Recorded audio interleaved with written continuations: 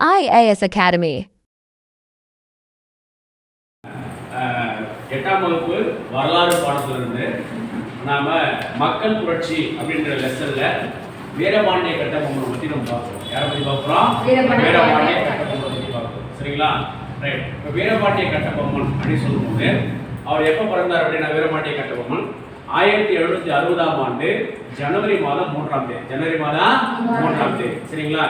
அப்ப வீரபாண்டிய கட்டபொம்மன் பிறந்த நாள் மற்றும் ஆண்டு எது அப்படின்னா ஜனவரி 3 1760. ஜனவரி 3 1760. அப்பதான் வீரபாண்டிய கட்டபொம்மன் பிறந்தார். சரிங்களா? அவங்க அப்பா வந்து பாத்தீங்கன்னா வீரபாண்டியபுரத்தினுடைய பாளையக்காரர். வீரபாண்டியபுரத்துடைய பாளையக்காரர். அப்ப வீரபாண்டிய கட்டபொம்மனுடைய அப்பா பேரு என்ன அப்படின்னா ஜெகவீரபாண்டிய கட்டபொம்மன். ஜெகவீரபாண்டிய கட்டபொம்மன். சரிங்களா? அப்ப அவருடைய அம்மா பேரு சண்முக கணியம்மாள். அம்மா பேரு சண்முக கணியம்மாள். சரியா? அப்ப ஜெகவீரபாண்டிய கட்டபொம்மனுக்கும் சண்முக கணியம்மாளுக்கும் மகனாக பிறந்தவர் யாரு? வீரபாண்டிய கட்டபொம்மன். சரிங்களா? அப்ப எப்ப மகனாக பிறந்தாரு? ஜனவரி மாசம் 3ஆம் தேதி 1760ல வீரபாண்டிய கட்டபொம்மன் பிறந்தார். சரிங்களா? இப்ப இந்த வீரபாண்டிய கட்டபொம்மனுக்கு அவங்க அப்பா அம்மா வச்ச பேரு கருத்தையா. அவங்க அப்பா வச்ச பேரு கருத்தையா. சரிங்களா? அப்ப வீரபாண்டிய கட்டபொம்மன் இயற்பெயர் என்ன? கருத்தையா. சரியா? ரைட். அதே மாதிரி இந்த வீரபாண்டிய கட்டபொம்மன் இல்லையா, அவர் 2 சகோதரர்கள். எத்தனை சகோதரர்? 2 சகோதரர்கள். ஒருத்தன் பேரு ஊமத்துரை, இன்னொருத்தன் பேரு செவத்தையா. சரிங்களா? இந்த ஊமத்துரையினுடைய இயற்பெயர் என்ன அப்படின்னா குமாரசாமி. சரிங்களா? ஊமத்துரை இயற்பெயர் என்ன? குமாரசாமி. செவத்தையன் இயற்பெயர் துரைசிங்கம். சரிங்களா? அப்ப இவங்க 2 பேருக்கு, அதாவது வீரபாண்டிய கட்டபொம்மனுக்கு 2 சகோதரர்கள் இருந்தார்கள். சரிங்களா? ஒருத்தர் பேரு ஊமத்துரை, ஊமத்துரையின் இயற்பெயர் குமாரசாமி. அடுத்த 2வது சகோதரர் பேரு செவத்தையா, செவத்தையன் இயற்பெயர் துரைசிங்கம். சரிங்களா? அப்படின்னு இந்த வீரபாண்டிய கட்டபொம்மனுக்கு ஊமத்துரை, செவத்தையா என்ற 2 சகோதரர்கள் இருந்தார்கள். சரிங்களா? ரைட். இப்போ இந்த வீரபாண்டிய கட்டபொம்மனுடைய மனைவி பேர் வந்து பாத்தீங்கன்னா ஜக்கம்மா. என்ன பேருங்க? ஜக்கம்மா. அப்ப வீரபாண்டிய கட்டபொம்மன் மனைவி பேர் என்ன? ஜக்கம்மா. சரிங்களா? ரைட். அப்ப இந்த வீரபாண்டிய கட்டபொம்மன் வந்து பாத்தீங்கன்னா இந்த பாஞ்சாலங்குறிச்சி பகுதியுடைய பாளையக்காரர். பாஞ்சாலங்குறிச்சி பகுதியுடைய பாளையக்காரர். அப்ப இந்த வீரபாண்டிய கட்டபொம்மன் எத்தனாவது பாளையக்காரர் அப்படின்னா 47வது பாளையக்காரர். எத்தனாவது பாளையக்காரர்? 47வது பாளையக்காரர். அதுவே இந்த வீரபாண்டிய கட்டபொம்மன் கட்டபொம்ம வம்சத்துல 5வது பாளையக்காரர். எத்தனாவது பாளையக்காரர்? 5வது பாளையக்காரர். சொல்ல புரியுங்களா? ஏன்னா இவருடைய வம்சம் ஆந்திராவை சார்ந்தவர்கள். இவருடைய முன்னோர்கள் யாரு? ஆந்திராவை சார்ந்தவர்கள். சரிங்களா? அப்ப இவங்க எத்தனாவது பாளையக்காரர்? வீரபாண்டிய கட்டபொம்மன் 47வது பாளையக்காரர். கட்டபொம்ம வம்சத்துல இவர் எத்தனாவது பாளையக்காரர்? 5வது பாளையக்காரர். சரிங்களா? இப்ப இந்த பாஞ்சாலங்குறிச்சிலாம் இருக்கு இல்லையா, இந்த பகுதியில வரி வசூல் செய்யற உரிமையை ஆற்காடு நவாப் முகமது அலியிடமிருந்து, யாரிடமிருந்து? ஆற்காடு நவாப் முகமது அலியிடமிருந்து ஆங்கிலேயர்கள் பெற்றார்கள். எந்த வருஷம்? 1792. சரிங்களா? அப்ப 1792ஆம் ஆண்டு இந்த பாஞ்சாலங்குறிச்சி பகுதியில வரி வசூல் செய்யற உரிமையை ஆற்காடு நவாபிடமிருந்து ஆங்கிலேயர்கள் பெற்றார்கள். யார் பெற்றது? ஆங்கிலேயர்கள் பெற்றார்கள். சரிங்களா? அப்ப இந்த சூழல்ல மதுரை மற்றும் ராமநாதபுரத்துடைய மாவட்ட ஆட்சித்தலைவராக யார் நியமிச்சாங்க? ஜாக்சன் துரையை நியமிச்சாங்க. சரிங்களா? அப்ப பாருங்க, மதுரை மற்றும் ராமநாதபுரம் மாவட்டத்துடைய ஆட்சித்தலைவர் யாரு? மதுரை ஜாக்சன் துரை. ஜாக்சன் துரை. சரிங்களா? அப்ப மதுரை மற்றும் ராமநாதபுரம் மாவட்டத்துடைய ஆட்சித்தலைவராக நியமிக்கப்பட்டவர் யாரு? ஜாக்சன் துரை. யாருங்க? ஜாக்சன் துரை. சரிங்களா? அவர்தான் மதுரை ராமநாதபுரம் மாவட்ட ஆட்சித்தலைவராக நியமிக்கப்பட்டார். சரியா? அவர் மாவட்ட ஆட்சித்தலைவராக பொறுப்பேற்ற உடனே 1798ல பாஞ்சாலங்குறிச்சியினுடைய பாளையக்காரராக இருந்த வீரபாண்டிய கட்டபொம்மனுக்கு ஒரு கடிதம் எழுதுறாரு. என்ன கடிதம் எழுதுறாரு? நீங்க 3310 பகோடா இன்னும் வரி செலுத்த வேண்டியிருக்கு, உடனடியாக என்ன பண்ணணும், அந்த வரியை எங்களுக்கு செலுத்தணும் அப்படின்னு சொல்லி இந்த மதுரை மற்றும் ராமநாதபுரத்துடைய மாவட்ட ஆட்சித்தலைவராக இருந்த ஜாக்சன் துரை இந்த பாஞ்சாலங்குறிச்சியினுடைய பாளையக்காரராக இருக்கக்கூடிய வீரபாண்டிய கட்டபொம்மனுக்கு ஒரு கடிதம் எழுதுறாரு. உடனே வீரபாண்டிய கட்டபொம்மன் ஒரு பதில் கடிதம் எழுதுறாரு. இப்பொழுது வரி செலுத்தக்கூடிய சூழல் இல்லை, அப்படின்னு சொல்லி இவர் ஒரு பதில் கடிதம் எழுதுறாரு. வீரபாண்டிய கட்டபொம்மன் மாவட்ட ஆட்சித்தலைவர் ஜாக்சன் துரைக்கு ஒரு பதில் கடிதம் எழுதுறாரு. அப்ப உடனே ஜாக்சன் துரை என்ன பண்றாரு அப்படின்னா, உடனே சென்னை மாகாணத்துடைய கவர்னருக்கு ஒரு கடிதம் எழுதி இந்த பாஞ்சாலங்குறிச்சியினுடைய பாளையக்காரர் இருக்கார் இல்லையா வீரபாண்டிய கட்டபொம்மன், அவர் மீது ராணுவ நடவடிக்கை எடுப்பதற்காக ஒரு அனுமதி கேட்கிறார். ஆனா அந்த சென்னை மாகாண ஆளுநர் அனுமதி தர மறுத்துட்டார். உடனே கலெக்டர் ஜாக்சன் துரை அடுத்து ஒரு கடிதம் எழுதுறார். உடனடியாக எனக்கு என்ன பண்ணுவோம், வரி பாக்கிய செலுத்துவோம். இந்த கடிதம் கண்ட 2 வார காலத்துக்குள்ள என்னை வந்து சந்திக்கணும் அப்படின்னு சொல்லிட்டு கலெக்டர் ஜாக்சன் துரை ஒரு கடிதம் எழுதுறாரு. யாருக்கு எழுதுறாரு? கட்டபொம்மனுக்கு. என்னைக்கு எழுதுறாரு அந்த கடிதம் அப்படின்னா, அதாவது 1798 ஆகஸ்ட் 18. 1798 ஆகஸ்ட் 18. அப்ப 1798ஆம் ஆண்டு ஆகஸ்ட் 18ஆம் நாள் கலெக்டர் ஜாக்சன் துரை அவர்கள் வீரபாண்டிய கட்டபொம்மனுக்கு ஒரு கடிதத்தை எழுதி, இந்த கடிதம் கண்ட 2 வார காலத்திற்குள் என்னை வந்து சந்திக்க வேண்டும் என்று சொல்லி அந்த பாஞ்சாலங்குறிச்சி பாளையக்காரராக விளங்கக்கூடிய வீரபாண்டிய கட்டபொம்மனுக்கு கலெக்டர் ஜாக்சன் துரை ஒரு கடிதம் எழுதினார். அதனால இந்த வீரபாண்டிய கட்டபொம்மன் அப்படின்னாரு கலெக்டர் ஜாக்சன் துரையை சந்திப்பதற்காக போறார். அந்த சூழல்ல கலெக்டர் ஜாக்சன் துரை திருநெல்வேலி சுற்றுப்பயணம் போறார். அப்படி திருநெல்வேலி சுற்றுப்பயணம் போகும்போது அந்த வீரபாண்டிய கட்டபொம்மன் என்ன பண்றாரு அப்படின்னா, குற்றாலம், சாத்தூர், ஸ்ரீவில்லிபுத்தூர் ஆகிய பகுதிகளில் இந்த கலெக்டர் ஜாக்சன் துரையை சந்திப்பதற்கான முயற்சியை மேற்கொள்றாரு. ஆனா கலெக்டர் ஜாக்சன் துரை வீரபாண்டிய கட்டபொம்மனை சந்திக்கவே மறுக்கிறார். கிட்டத்தட்ட 23 நாட்கள் 400 மைல் தூரம் இந்த கலெக்டர் ஜாக்சன் துரையை சந்திப்பதற்காக வீரபாண்டிய கட்டபொம்மன் முயற்சி செய்தும் கடைசியில் என்ன பண்ணல முடியல. சரிங்களா, சந்திக்க முடியல. மிகுந்த மனவலியோட அதுக்கப்புறம் ராமநாதபுரத்தில் இருக்கக்கூடிய ராமவிலாஸ் அரண்மனையில செப்டம்பர் மாசம் 19ஆம் தேதி 1798, சரிங்களா, செப்டம்பர் 19 1798 ராமநாதபுரத்தில் உள்ள ராமவிலாஸ் அரண்மனையில யார் சந்திக்கிறாங்க? கலெக்டர் ஜாக்சன் துரையும் வீரபாண்டிய கட்டபொம்மனும் சந்தித்தனர். அப்படி சந்திக்கும் போது கிட்டத்தட்ட ஒரு 3 மணி நேரம் வீரபாண்டிய கட்டபொம்மனை கலெக்டர் ஜாக்சன் துரை நிற்க வைத்து பேசியிருந்தார்.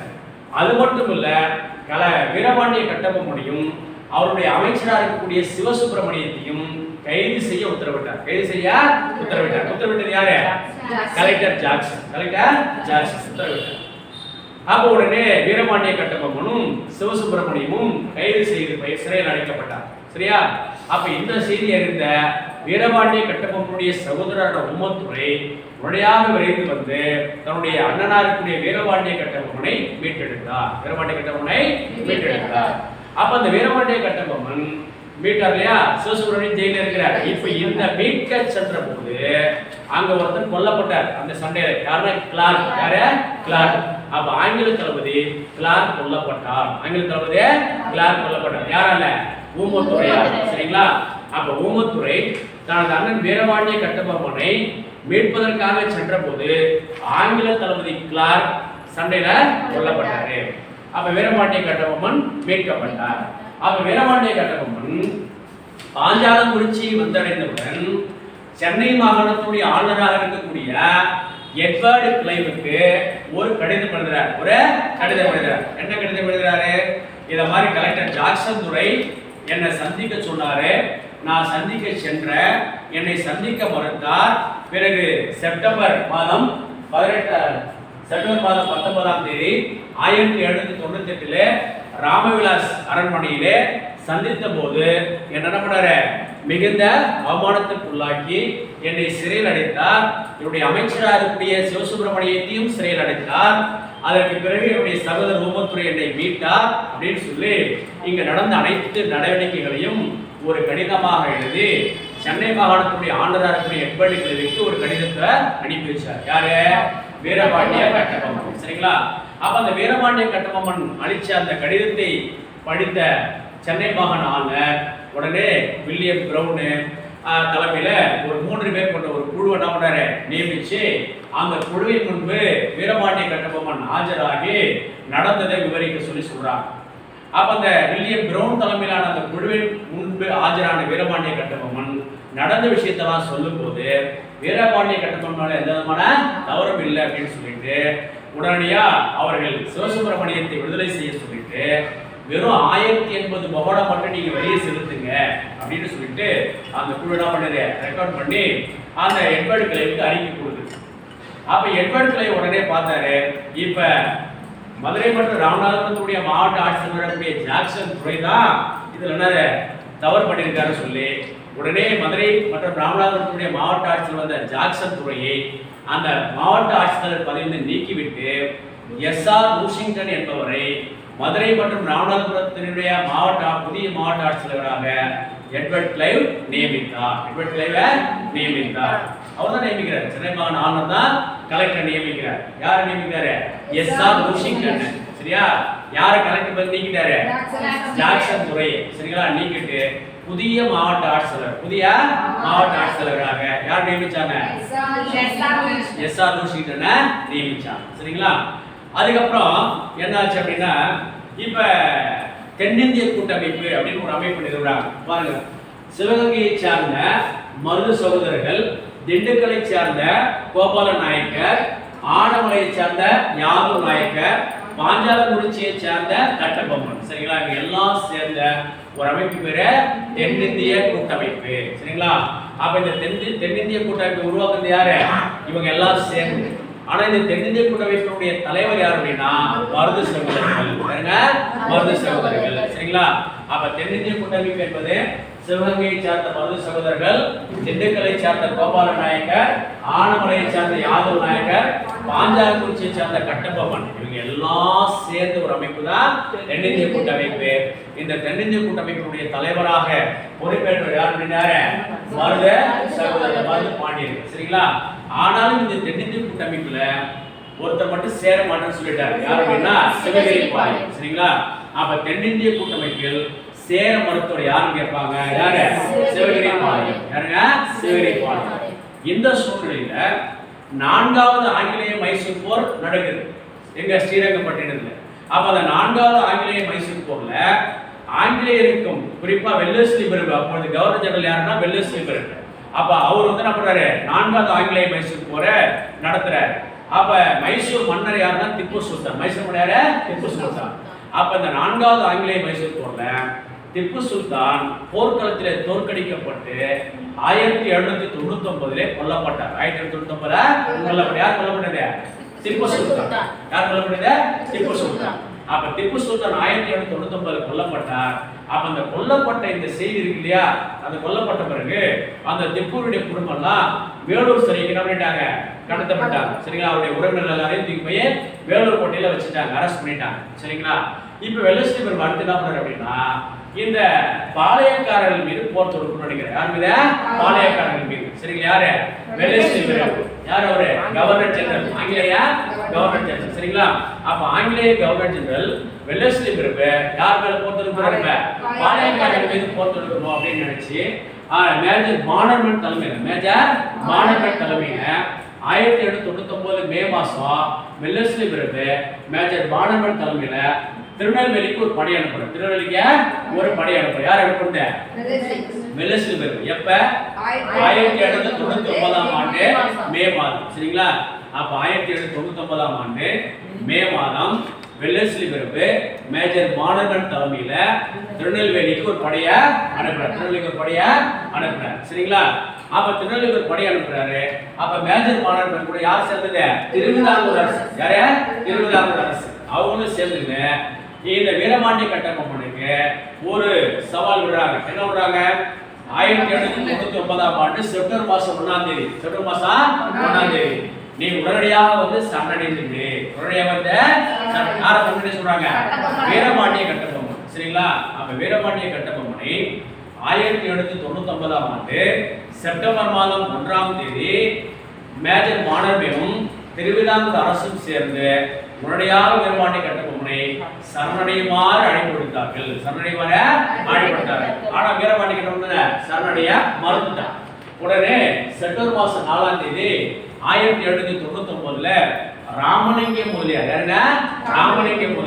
அவர் என்ன பண்றாங்க? வீரபாண்டிய கட்டபொம்மனுக்கு தூதுவரா அனுப்புறாங்க. எப்ப? செப்டம்பர் 4 1799. சரிங்களா?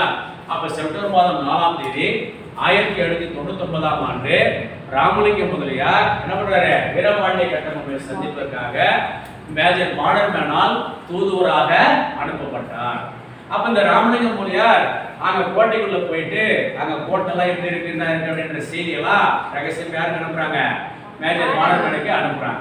அதுக்கு அடுத்த நாள் செப்டம்பர் மாதம் 5ஆம் தேதி 1799ஆம் ஆண்டு 300 அடி அகலமும் 500 அடி நீளமும் கொண்ட கோட்டையை மேஜர் மாடர்மேன் என்ன பண்றாரு? தாக்குறார். 4ஆம் தேதி இவர் போறார், ராமலிங்கம் முதலியார் போறார். அவர் போய் கோட்டைக்குள்ள போயிட்டு அங்க இருக்கிற கோட்டையுடைய அமைப்புகள் எல்லாம் ரகசியத்தெல்லாம் மேஜர் மாடர்மேனுக்கு சொல்றாரு. அதற்கு அடுத்த நாள் செப்டம்பர் மாதம் 5ஆம் தேதி 1799ஆம் ஆண்டு மேஜர் மாடர்மேன் இந்த பாஞ்சாலங்குறிச்சி கோட்டையை தாக்கினார். சரிங்களா? அப்ப பாஞ்சாலங்குறிச்சி கோட்டையுடைய நீளம் எவ்வளவு? 300 அடி அகலம், 500 அடி நீளம். சரிங்களா? அப்ப 300 அடி அகலமும் 500 அடி நீளமும் கொண்ட கோட்டையை யார் தாக்குறார்? மேஜர் மாடர்மேன் தாக்கினார். சரிங்களா? அப்ப கோட்டையை தாக்கிட்டார். அப்ப வீரபாண்டிய கட்டபொம்மன் பார்த்தான், இதுக்கு மேல நம்மளால ஒன்றும் செய்ய முடியாது சொல்லிட்டு கோட்டையிலிருந்து தப்பித்து கடல்குடி பகுதியை நோக்கி ஓடுறார். கடல்குடி பகுதியை ஓடுறார். ஓடிட்டு களப்பூர் காட்டுல போய் மறைஞ்சார். களப்பூர் காட்டுல போய் மறைஞ்சார். அப்ப களப்பூர் காட்டில் ஒரு மறைந்திருக்கின்ற போது அந்த களப்பூர் காட்டில் மறைந்திருந்த இந்த செய்தியை புதுக்கோட்டையினுடைய அரசராக இருக்கக்கூடிய விஜய ரகுநாத தொண்டைமான் அவர் என்ன பண்றாரு? உடனே இந்த வீரபாண்டிய கட்டபொம்மன் களப்பூர் காட்டுல மறைந்திருக்கிறான் அப்படின்ற செய்தியை ஆங்கிலேயருக்கு தெரிவிச்சு வீரபாண்டிய கட்டபொம்மன் என்ன பண்றாரு? பிடித்த ஆங்கிலேயத்தை ஒப்படைச்சிருக்காங்க. அது மட்டும் இல்ல, அவருடைய அமைச்சர் சிவசுப்பிரமணியத்தை என்ன பண்ணிடுறாங்க? கைது செஞ்சிடறாங்க. அவருடைய அமைச்சர் சிவசுப்பிரமணியா கைது செஞ்சிடறாங்க. இந்த வீரபாண்டிய கட்டபொம்மனையும் புதுக்கோட்டையுடைய அரசராக இருக்கக்கூடிய விஜய ரகுநாத தொண்டைமான் அவரை காட்டி கொடுத்துறார். யார? வீரபாண்டிய கட்டபொம்மன். வீரபாண்டிய கட்டபொம்மன் களப்பூர் காட்டில் மறைந்திருக்கிறான் என்ற செய்தியை ஆங்கிலேயருக்கு அறிவித்த புதுக்கோட்டையுடைய அரசர் யாரு? விஜய ரகுநாத தொண்டைமான். சரியா? அதுக்கப்புறம் அவருடைய அமைச்சர் சிவசுப்பிரமணியத்தை என்ன பண்றாங்க? கல்லர்பட்டியில கைது செய்யறாங்க. அப்ப வீரபாண்டிய கட்டபொம்மனுடைய அமைச்சர் சிவசுப்பிரமணியம் கைது செய்யப்பட்ட இடம் கல்லர்பட்டி. என்ன பாத்தீங்க? கல்லர்பட்டி. சரிங்களா? ரைட். அப்ப இப்ப வீரபாண்டிய கட்டபொம்மன் கைது செஞ்சாச்சு. கைது செஞ்ச உடனே எட்டயபுரத்துடைய அரசர், சிவகிரிபாளையத்துடைய அரசர், புதுக்கோட்டையுடைய அரசர் அவருடைய முன்னிலையில இந்த வீரபாண்டிய கட்டபொம்மன் விசாரிக்கப்பட்டு அவருக்கு என்ன பண்றாங்க? மரண தண்டனை விதிக்கிறாங்க. யாருடைய முன்னிலையில? எட்டயபுர அரசர், சிவகிரிபாளையத்துடைய அரசர், புதுக்கோட்டையுடைய அரசர் இவரோட முன்னிலையில வீரபாண்டிய கட்டபொம்மன் விசாரிக்கப்பட்டு இந்த வீரபாண்டிய கட்டபொம்மனுக்கு என்ன கொடுக்குறாங்க? மரண தண்டனை விதிக்கிறாங்க. சரிங்களா? அப்படி மரண தண்டனை விதிச்ச பிறகு இந்த இதுக்கு முன்னாடி சிவசுப்பிரமணியம் கைது செய்யப்பட்டார் இல்லையா? அந்த சிவசுப்பிரமணியத்தையும் நாகலாபுரத்தினுடைய அரசராக இருந்த சுந்தரபாண்டியன், நாகலாபுரத்துடைய பாளையக்காரர் சுந்தரபாண்டியன். அப்ப நாகலாபுரத்தினுடைய பாளையக்காரர் சுந்தரபாண்டியனையும் வீரபாண்டிய கட்டபொம்மனுடைய அமைச்சராக இருந்த சிவசுப்பிரமணியம் இவங்க ரெண்டு பேரையும் நாகலாபுரத்துல தூக்கில போடுறாங்க. சரிங்களா? அப்ப நாகலாபுரத்துல தூக்கிலிடப்பட்டது யாரு? வீரபாண்டிய கட்டபொம்மனுடைய அமைச்சர் சிவசுப்பிரமணியம், நாகலாபுரத்துடைய பாளையக்காரர் சுந்தரபாண்டியன். இவங்க ரெண்டு பேரையும் எப்ப தூக்கில போறாங்க? செப்டம்பர் மாதம் 13ஆம் தேதி 1799ல நாகலாபுரத்துல தூக்கில போட்டாங்க. சரிங்களா?